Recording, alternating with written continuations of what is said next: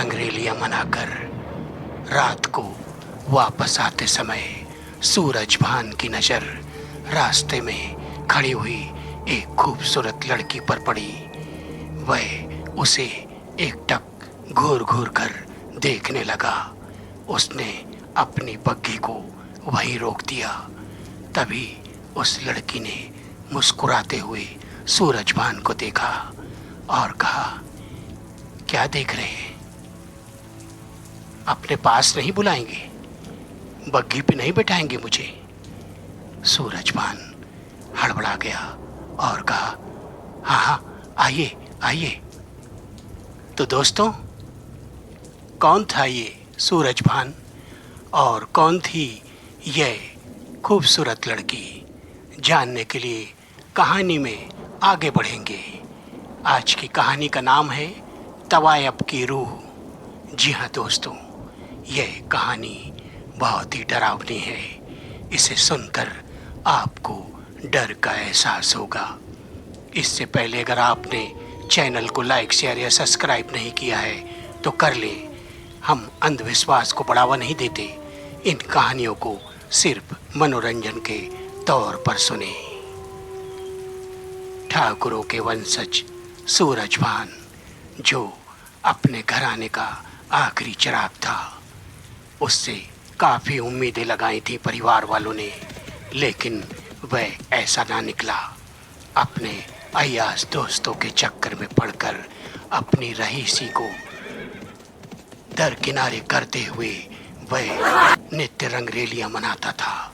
वह शहरों के बड़े बड़े उन तवायफों के कोठे में जाता और रात रात भर उन पर दौलत निछावर करता और उन खूबसूरत कलियों का जी भरकर आनंद लेता था।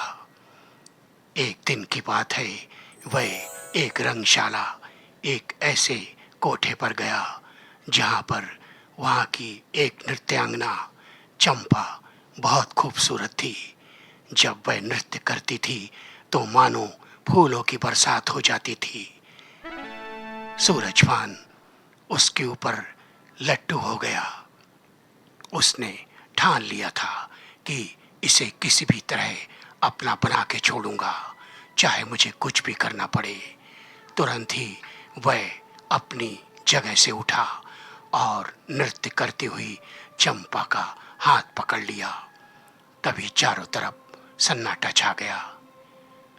चंपा ने कहा, देखिए, आप अपनी हद में रहिए। हम यहाँ नृत्य करके लोगों को प्रसन्न करते हैं, अपना तन नहीं बेचते। यह सोचकर सूरज भान ने कहा, अच्छा, अरे तू बिकाऊ है, यह बाजार है और हम जैसे लोग तो जैसों को खरीदने की क्षमता रखते हैं। बोल, क्या कीमत है तेरी? तभी चंपा ने एक जोरदार तमाचा सूरज भान के मुंह पर जड़ दिया। सूरज भान तिलमिला गया और उसने कांपते हुए हाथों से अपनी कटारी निकाली और एक ही झटके में चंपा का काम तमाम कर दिया। चारों तरफ भगदड़ मच गई। पूरा मैखाना सन्नाटे में बदल गया। सूरज भान दौलतमंद था। उसकी पहुंच अंग्रेजों से थी, जो उसके साथ मिलकर बड़े बड़े अपराधों को अंजाम देते थे। वह सूरज भान की इस बातों पे आई गई करते हुए कहे, नो प्रॉब्लम मिस्टर सूरज भान, तुम टेंशन मत लो, पर तुम्हारा जो स्टेट है ना, वहाँ हम अपना फैक्ट्री लगाना चाहता है, वह हमें दे दो। तब सूरज भान ने कहा, ओके सर, ओके, आप चिंता न करिए। मेरी रियासत में आपको जहाँ भी अपना कंपनी या कारखाना लगाना है, आप निश्चिंत होकर अपना काम करिए, पर मेरे ऊपर ध्यान दीजिए। ओके ओके, नो टेंशन, तुम खुलकर ऐश करो, हम हैं तुम्हारे साथ। ईस्ट इंडिया कंपनी तुम्हारे साथ जब तक है, तुम्हारा कोई बाल बाका नहीं बिगाड़ सकता। Okay sir, okay. इन्हीं सब खूबियों में यह लिप्त रहता था। अंग्रेजों का जो इसके ऊपर हाथ था, इसका यह भरपूर फायदा उठाता था। किसी भी महिला को उठाकर अपनी कोठी में ले जाता और अपनी प्यास बुझाता। एक दिन की बात है, यह रंगरेलियां मनाकर वापस आ रहा था। तभी रास्ते में सुनसान जगह पर एक खूबसूरत लड़की को देखकर इसने अपनी बग्घी को लगाम लगाई और एक टक लार टपकाता हुआ उस लड़की को देख रहा था। उस लड़की ने कहा, ऐसे क्या देख रहे हैं, अपनी बग्घी में नहीं बैठाएंगे?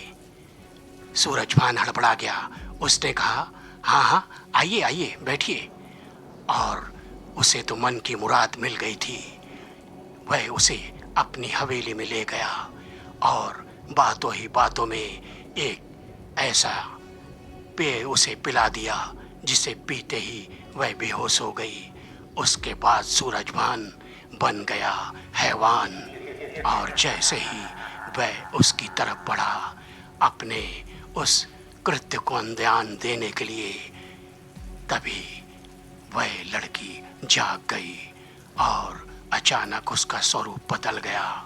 वह भयानक हो गई और ऐसे हंसने लगी। तब सूरजभान ने अपनी राइफल उठाई और उस पर फायर कर दिया।